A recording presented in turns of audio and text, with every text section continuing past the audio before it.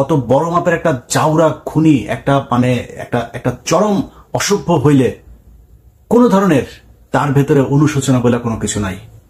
এখনো সে আসবে, সে আসে আবার ক্ষমতা নিবে, আবার মানুষের উপরে। আসসালামু আলাইকুম। কিছু কথা বলবো, কথাগুলো অনেকের হয়তো বিরুদ্ধে যাবে, একটু খারাপ লাগবে, খারাপ লাগলেও কিছু করার নাই, কথাগুলো জানা দরকার। একটা বিরাট ঘটনা প্রবাহের মধ্য দিয়ে বাংলাদেশটা একটা জায়গায় এসছে, যে এই জায়গাটা আজ থেকে 3 মাস আগে কেউ কল্পনাও করতে পারেন নাই। ধরেই নেওয়া হয়েছিল যে শেখ হাসিনা যতদিন বেঁচে আছে ততদিন পর্যন্ত আর এই দেশে আর কোনো পরিবর্তন, এই স্বৈরাচারকে সরানোর, তারপরে কি হয় সেটা পরের, কিন্তু এর আগে কোনো কিছু ঘটার কোনো সম্ভাবনা আছে বলে কেউ মনে করেন নাই। আল্লাহ সর্বোত্তম পরিকল্পনাকারী, তিনি সেই পরিকল্পনা করে আমাদেরকে এই ফেরাউনের হাত থেকে, বিশাল এক শয়তানের হাত থেকে এই দেশের মানুষকে উদ্ধার করেছে। সেটা রক্ষা করার জন্য মিনিমাম যে প্রচেষ্টা, সেই প্রচেষ্টাটা আমি অন্তত দেখছি না। যদি গতকালকের আমি আমার ইউটিউব চ্যানেলে 2টা পার্ট দিয়েছি, দেশের ভেতরে বসা তারা এরকম ফেসবুকে গ্রুপ খুলে খুলে তারপরে এই ইয়ের বিরুদ্ধে কাজ করছে, সরকারের বিরুদ্ধে কাজ করছে। হিন্দুদেরকে এই উপরে, এই যে গতকালকে যেটা দিয়ে, সেখানেও দেখেন এই যে অভিজিৎ, বিশ্বজিৎ, মানে নামগুলো শুনলেই তো বুঝতে পারছেন যে তারা এগুলো লিড করছে এখন। কারণ এদেরকে তো কিছু বলা যায় না, হিন্দুদের কিছু বললেই তো সংখ্যালঘু হয়ে যায়। এরা এই সুযোগটা নিচ্ছে, বিভিন্ন এলাকায় মন্দিরের ভেতরে বসে আওয়ামী লীগের লোকজন মিটিং করছে। আর হিন্দুদেরকে এমন ভাবে, এই আপনার জামাত ইসলামও দেখলাম এবার পূজা মণ্ডপে গিয়ে তারপরে তাদের ওইখানে তাদের মাথায় তুলে রাখছে। এত দায়িত্ব দেয় নাই তো আপনাদেরকেও। হিন্দুদের এত তুলু করার কিছু নেই। রাজনীতি করলে রাজনীতি তাদেরকে ইন্টারন্যাশনাল যেখানে যেখানে জানানো দরকার ওইখানে জানাই দেন, জানায় তারপরে পেদাইতে হবে, যেমনে পেদানো দরকার ওইভাবে পেদাইতে হবে, আইনগত হোক। আর গিয়া তারপরে জায়গায় জায়গায় যা তারা এই গেল 15 বছর যা করেছে সেটা তাদের সাথে করতে হবে। 2 দিন আগের ফোন রেকর্ডে শেখ হাসিনা সব শেষ যেটা দিল সেটা মনে নাই? কি বলেছে? কত বড় মাপের একটা চাউরা খুনি, একটা মানে একটা চরম অসভ্য হইলে কোন ধরনের তার ভেতরে অনুশোচনা বলে কোনো কিছু নাই। এখনো সে আসবে, সে আসে আবার ক্ষমতা নিবে, আবার মানুষের উপরে টর্চার করবে, আবার এগুলোর প্রতিশোধ নিবে। এটাই তাড়িয়ে এত বড় সাইকোপ্যাথ। ইন্ডিয়ায় গিয়েছে, ওর তো ফেন্সিডিল খাওয়ার নেশা আছে। এটা তো বিভিন্ন সময় এই যে মতিউর রহমান রেন্টু থেকে শুরু করে অনেকেই কথা বলেছেন, এটা কিন্তু ফালতু কথা না।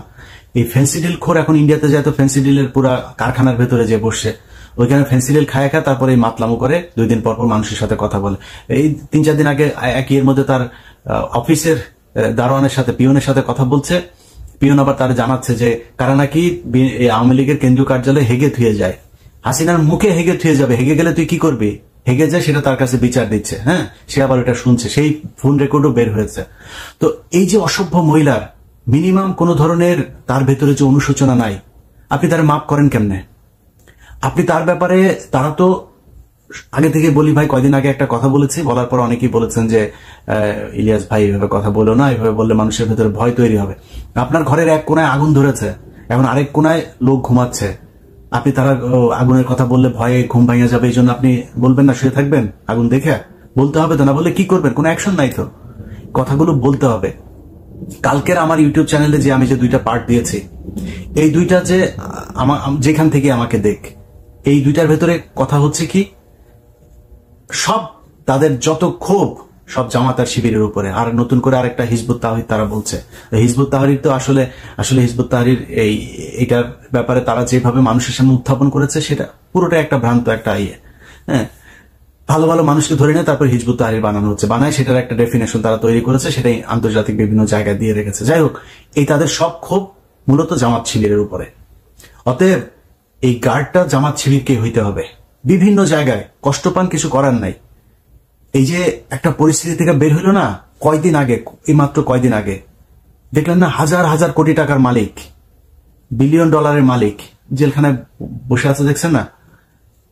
রাতারাতি এখন পর্যন্ত মানে কোনো হদিস মিলছে না যে কোথায় আছে তারা।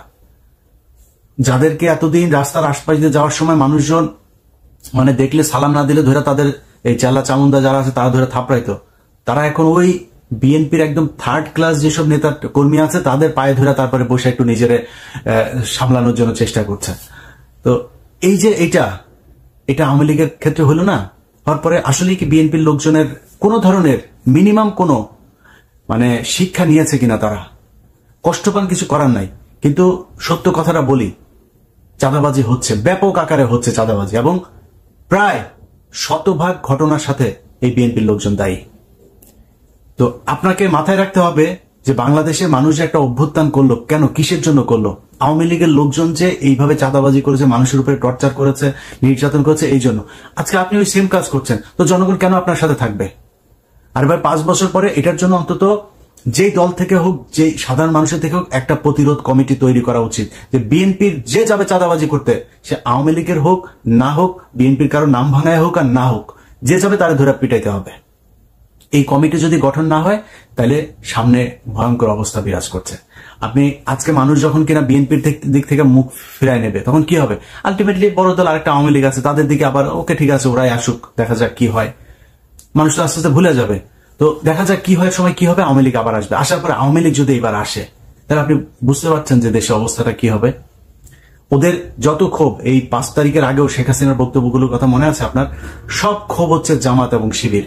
সো এই সেফট গার্ডটা জামাত শিবিরকে হইতে হবে, সেই দায়িত্বটা আপনাদেরকে পালন করতে হবে। প্রয়োজনে প্রতিটা এলাকায় আলাদা আলাদা গ্রুপ তৈরি করেন, কমিটি তৈরি করেন, এলাকায় যত ধরনের চাঁদাবাজি আছে, এই চাঁদাবাজি এখানে যারা আসবে তাদেরকে ধরে জনগণ নিয়ে তারপরে পেটাইতে হবে, সে যেই দলই করুক। বিএনপি যদি বলে বিএনপি করে না, সমস্যা নাই তো, ওরে পেটাইলে বিএনপি বলবে না তো। এবং আমি যতটুকু আমার যতটুকু জানাশোনা আছে, তারেক রহমান এরকম ঘটনা শোনার সাথে সাথে সে অ্যাকশন নিয়েছে। অতএব তারেক রহমান এটাকে সাপোর্ট করে না। সামনে যদি আপনি বিএনপির কোন চাঁদাবাজকে ধরে যদি পেটান, তারেক রহমান সেটাকে সমর্থন করবে। সো আমি মনে করি যারা বিএনপির নাম ভাঙায় তারপরে এই চাঁদাবাজিগুলো করছে, সেই জায়গাগুলো ঠিক করা দরকার। হাজার হাজার কোটি কোটি টাকা যারা এই করেছে, ইনকাম করেছে, মিনিমাম, একদম মিনিমাম লেভেলের যদি নাকি একটা মানে শিক্ষাও যদি এটার থেকে নিত, তাহলে অন্তত চিন্তা করতো যে এত টাকা পয়সা কামাই কি করবো। আরে ভাই, দামি দামি গাড়ি ফেলায় চলে গিয়েছে, টাকা বস্তা এগুলো ঘরের মধ্যে ফেলে চলে গিয়েছে, রাখতে পারেন। এত টাকা করবেনটা কি, মানে লাভ কি আমার, এটা বুঝান। ধরেন আমার যদি নাকি এখন নিউ ইয়র্কে 3টা বাড়ি থাকে, খুব স্বাভাবিকভাবে কোশ্চেন উঠবে যে ওর এত বাড়ি কোথেকে আসলো।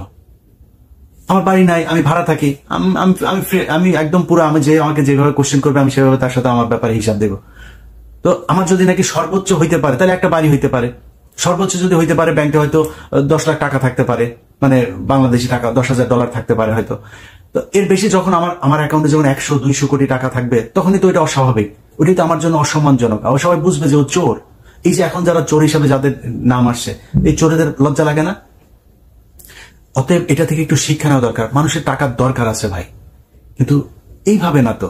আওয়ামী লীগ যেভাবে করেছে, আপনি যদি সেই একই কাজটাই করেন, তাহলে আপনার কাছে মানুষ আপনাকে কেন ভালোবাসবে, আপনাকে কেন সারা জীবন মানুষ ক্ষমতায় রাখবে? একটু শিক্ষা নেওয়া দরকার এই দেশের মানুষকে। আর এই যে ঘটনাগুলো ঘটছে না, এই ঘটনার পেছনে আমি মনে করি সবকিছুর জন্য সেনাবাহিনী দায়ী। সেনাবাহিনীর গোয়েন্দা সংস্থা আমি জানি না কি করে, এর মাঝখানে অনেকগুলো গোয়েন্দা ব্যর্থতার ঘটনা ঘটেছে, এবং সামনে আপনারা ভালো করলেও এই দেশের ভালো, খারাপ করলে এই দেশের ক্ষতি হবে। আপনাদের হাতে এই দেশটা। অতএব আপনি যিনি মেজর জেনারেল আছেন, যিনি কর্নেল আছেন, যিনি লেফটেন্যান্ট জেনারেল আছেন, ব্রিগেডিয়ার জেনারেল আছেন, আপনাদের কাছে অনুরোধ, এই দেশের মানুষ গেল 15 বছরে আপনাদেরকে দেখলে থুতু দিত। 4 তারিখের আগ পর্যন্ত আপনাদেরকে দেখলে ভুয়া ভুয়া বলে তারপরে মানুষ স্লোগান দিয়েছে। এটা আপনাদের কর্মের ফসল। সামনে এমন কোন স্বপ্ন দেখেন না, এমন কোন কাজ করেন না যেটার কারণে আবার ফের সেনাবাহিনীর গায়ে মানুষ থুতু দেয়। একটা সুযোগ পেয়েছেন, আপনাদেরকে কিন্তু মানুষ ক্ষমা করে দিয়েছে, এবং ওয়াকার এই পর্যন্ত যা যা করেছে তার জন্য মানুষ তার উপরে যে খুব ক্ষিপ্ত তা না। সে তাকে শেখ হাসিনা সেনাপ্রধান বানিয়েছে, এটা তাকে আওয়ামী লীগ মনে করার জন্য অনেক বড় কারণ। কিন্তু তারপরও যে ঘটনাগুলো ঘটেছে তার প্রতি মানুষ খুব বেশি ক্ষিপ্ত না। তো আপনাদের কাছে অনুরোধ, আপনি মানুষ হবেন নাকি আওয়ামী লীগ হবেন, সেটা আপনি নিজে সিদ্ধান্ত নেন। যা যা ঘটছে এগুলো শক্ত হাতে দমন করার জন্য আপনাদের কি কাজ করতে হবে। এই যে শেখ হাসিনা সহ আওয়ামী লীগ যারা এখনো পর্যন্ত করছে, আমি মনে করি তাদেরকে খুব দ্রুত নিষিদ্ধ করা হোক। শুধু ছাত্রলীগ না, আমি এটাকে খুবই পার্সিয়াল একটা জিনিস মনে করেছি, যে একটা সংগঠন, তাদের সহযোগী সংগঠন হচ্ছে ছাত্রলীগ, সেটাকে আপনি নিষিদ্ধ করলেন, অথচ মেইন সংগঠন যুবলীগ তো আরো সন্ত্রাসী, আওয়ামী লীগ সবই তো সন্ত্রাসী। এই আওয়ামী লীগ এমন একটা দল যেটা যে কোনো এলাকার যাদের এই বিজম্মা পয়দা হয় না, এই বিজম্মা গুলো যা আওয়ামী লীগ করে, এই বিজম্মা ছাড়া কোনোদিন কেউ আওয়ামী লীগ করতে পারে না। সেই বিজম্মাগুলোকে নিয়ে আওয়ামী লীগ পয়দা হয়, তার ঘর থেকে আবার ছাত্রলীগ পয়দা হয়। এই যে ছাত্রলীগ যেখান থেকে পয়দা হইলো সেটাকে আপনি নিষিদ্ধ করলেন না, ছাত্রলীগকে নিষিদ্ধ করলেন। এটা আমার কাছে খুব হাস্যকর মনে হয়েছে। আওয়ামী লীগ, যুবলীগ, স্বেচ্ছাসেবক লীগ, কৃষক লীগ যা আছে ওদের সবগুলো সহযোগী সংগঠন সব কটাকে একদম দলগতভাবে তারপরে নিষিদ্ধ করতে হবে। তাদের ব্যাপারে ভাই আবারও বলছি, আপনারা ছাত্ররা তো আছেনই এবং জামাত শিবির এই জায়গায় সবচাইতে বড় ভূমিকা পালন করতে হবে, যেটা গেল রাতে করেছেন। সব জায়গাতে আপনাদেরকে চোখ কান খোলা রাখতে হবে, কারণ আওয়ামী লীগ কিন্তু এই দেশে আসলে হয়তো তারেক রহমান সহ কয়েকজনের উপরে তাদের ক্ষোভ থাকবে, কিন্তু বেশিরভাগ বিএনপি কিন্তু তাদেরকে এখন শেল্টার দিচ্ছে, তাদের টাকা পয়সা নিচ্ছে, তাদেরকে দলে ভেড়ায় তারপরে রাজনীতি করছে। সো জামাত শিবিরকে এই জায়গায় খুব বেশি সতর্ক থাকতে হবে এবং ছাত্রদেরকে সতর্ক থাকতে হবে।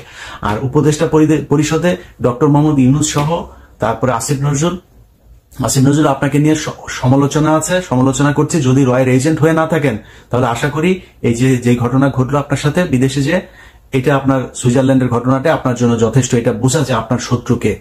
আপনি এই দল এদেরকে যেভাবে শেখ মুজিবের ছবি আপনি ঘরের ভেতরে টানায় রেখে তারপরে আপনি শেখ হাসিনাটা নামিয়েছেন, এই যে একটা কাজ করেছেন না, এটার জন্য আপনার এই সুইজারল্যান্ডের ঘটনা আপনি পাওনা ছিলেন।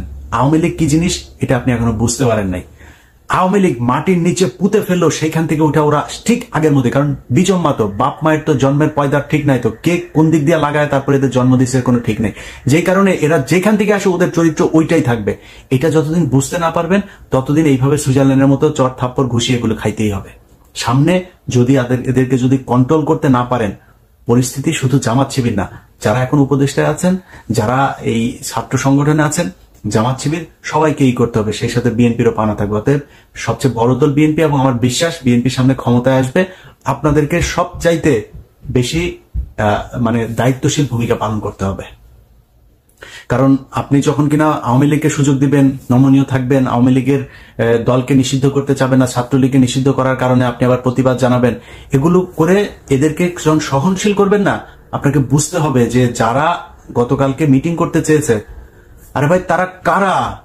তারা খুন করেছে, খুনের সাথে জড়িত। ধরেন আপনি তো তাকে ডেকে আনেন, তাকে ধরে বলেন না যে তুমি ওইটার সাথে ছিলা। এখন এই পরিস্থিতিতে যারা কিনা মাঠে এসছে, তাদের মাঠে আসার মানে এটা কি প্রিপারেশনটা কি? প্রিপারেশন হচ্ছে যে আসবে তারে ধরে মারা ফেলতে হবে। এই যে প্রিপারেশন তাদের, যাকে পাবে তাকে মেরে ফেলবে, এটা মানেটা কি? এটা মানে হচ্ছে তারা এই 5 তারিখের আগের যে হত্যাকাণ্ড, সেই হত্যাকাণ্ড তারা ঘটিয়েছে, আবার সেই একই ধরনের হত্যাকাণ্ড ঘটানোর জন্য তারা আসছে। অতএব তাদেরকে আমি বলবো যে যেখানে পাওয়া যাবে তারা যেটা করতে এসছে তাদেরকে ওইটাই করে ছাড়তে হবে, ওইটাই করতে হবে তাদেরকে।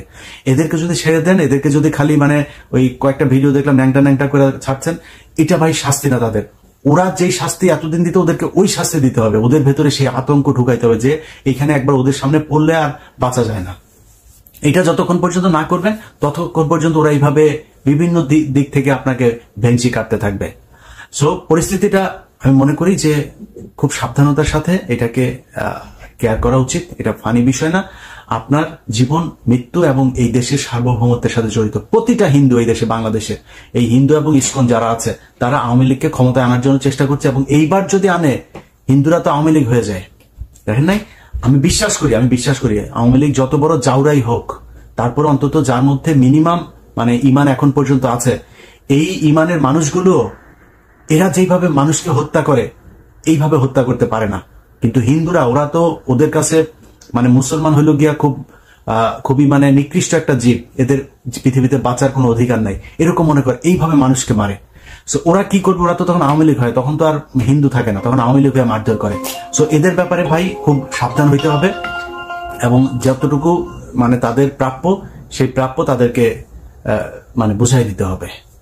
সবাই ভালো থাকেন।